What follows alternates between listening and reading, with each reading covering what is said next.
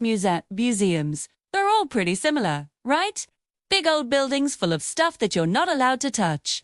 But have you ever noticed how some of the most famous museums in the world are also famous for being really beautiful? The Louvre, the Guggenheim, the British Museum. There's just something about these buildings that makes you want to see what's inside even if you have no interest in art. Well, it turns out that's no accident. These buildings are considered masterpieces not just for their function, but for how they look, which is why today we're going to talk about the architecture of museums. One of the most famous museums in the world is, of course, Paris's Louvre, home to the Mona Lisa and several other masterpieces. Like many of those masterpieces, the building itself is considered a work of art. It was once a royal palace, but in 1793, the French Revolution decided that it shouldn't be. So they turned it into a museum instead. And since then, it's undergone several expansions and renovations. Most recently in the 1980s, when architect Impey was asked to design a new entrance for the museum, he ended up creating what's now known as the Louvre Pyramid, a massive glass and steel structure that's become an iconic part of Paris's skyline. Impey said he wanted to create something that would be, quote, a contemporary landmark. Something that wouldn't be out of place if it were 100 years from now. I'd say he's succeeded. But some locals weren't so happy about the modern addition to their historic city. The pyramid was met with protests from people who thought it looked too futuristic and didn't belong in a city full of old buildings. But hey, the building isn't all that controversial anymore. And the pyramid has become one of the most visited tourist attractions in Paris. And that's partly because it's such a great piece of architecture, but also because it symbolizes the idea of the museum itself. The Louvre isn't just a repository for old things, it's a living, breathing institution that's constantly changing and growing. And that's something that Impey wanted to capture in his design. Of course, the Louvre isn't the only museum with an iconic building. Over in Bilbao, Spain, there's the Guggenheim, which was designed by Canadian architect Frank Gehry.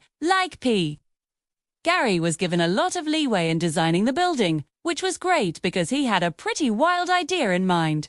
He wanted to create a building that was meant to be seen from every angle. In fact, he said he wanted to make something that would look good even if you saw it upside down. So, he created a series of curved ramps and tubes that create this sense of movement throughout the building. This way, no matter where you are, you always feel like you're moving through space. That's pretty cool. And it's also very functional because it allows visitors to see the art from different angles, too. But, again, not everyone loved Gehry's design. Some people thought it was too wacky and didn't fit in with the traditional architecture of the city. But over time, the building's beauty has won people over. And now it's considered one of the most important landmarks in Europe. What both the Louvre and the Guggenheim have in common is that they were designed by superstar architects who were given a lot of freedom to be creative. But that's not always the case. Sometimes architects have to work within a lot of restrictions, like when they're working with a historic building.